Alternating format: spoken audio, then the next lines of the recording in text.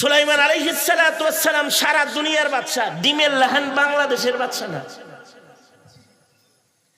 শুধু মানুষের বাদশা না, ইনস জিনের বাদশা, যার মতন বাদশাহী কিয়ামত পর্যন্ত পৃথিবীর মাটিতে আর কেউ পাবে না বলে আল্লাহর কাছ থেকে গ্যারান্টি লইয়া তারপরে বাদশা। ইনিও আজরাইলের সাথে খাতিরের আচরণ পায় না।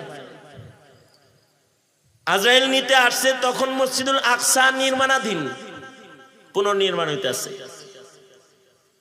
সুলাইমান আলাইহিস সালাম কে আজরাইল এটা কথা কাম করতেছে, জিন্নাতরা এখন লয়ে গেলে ওরা কাম করবো, ওরা দুষ্ট জাত। আল্লাহর লগে কথা কয়ে দেখি হায়াত টায়াত বাড়ে কিনা, মসজিদটা যেন পুনর্নির্মাণ করে যাইতে পারি।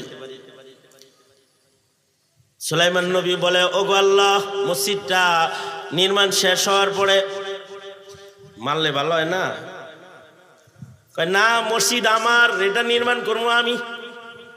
মসজিদ কার? জোরে বলেন কার, আরো জোরে বলেন কার? আল্লাহ, ওরা কি করে ডরায় আমি ছাড়া? এই জন্যই তো তোমার মারমু, কিন্তু তুমি মরবা কিন্তু পড়বা না, মরবা কিন্তু পড়বা না, মরবা কিন্তু দাঁড়ায় থাকবা।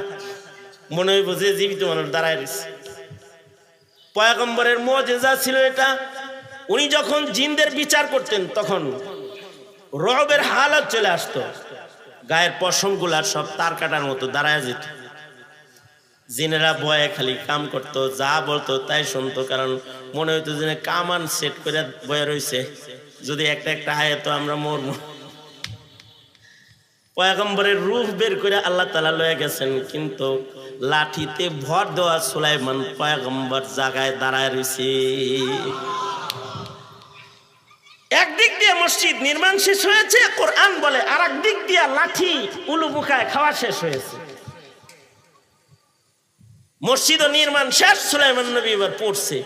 জিনদের ডাক্তার জিন যেটা, এটা আজকের মরা না, এটা আগের মরা, মানে টাইম মতোই মারা গেছে, খাতির হয় নাই। হাবিবুল্লাহ মুহাম্মাদুর রাসূলুল্লাহ সাল্লাল্লাহু আলাইহি ওয়াসাল্লাম, যার সাথে আল্লাহর সাথে সবচেয়ে গভীর সম্পর্ক, আল্লাহর পরেই যার স্থান, তিনি হলেন আপনার আমার নবী। নবীজির সাথেও খাতির করা হয় নাই। যখন নবীর হায়াত শেষ, নবীজিকে নিয়েই গেছে, ক্ষমতাসীনের সাথেও খাতির করা হয় নাই, সাদ্দাত নমরুদের সাথেও খাতির করা হয় নাই। তোমার আর আমার লগে খাতির হওয়ার কোনো সম্ভাবনা? জোরে আওয়াজ করে বলেন, আরো জোরে আওয়াজ করে বলেন। তার মানে মরণ আইতাছে, টাইম মতো চলে আসবে। কখন টাইমটা তা আমরা জানি না, কে জানে? জোরে বলেন, ইদা জা আজালুহুম লা ইস্তাখিরুনা সাআতাও ওয়া লা ইস্তাকদিমুন।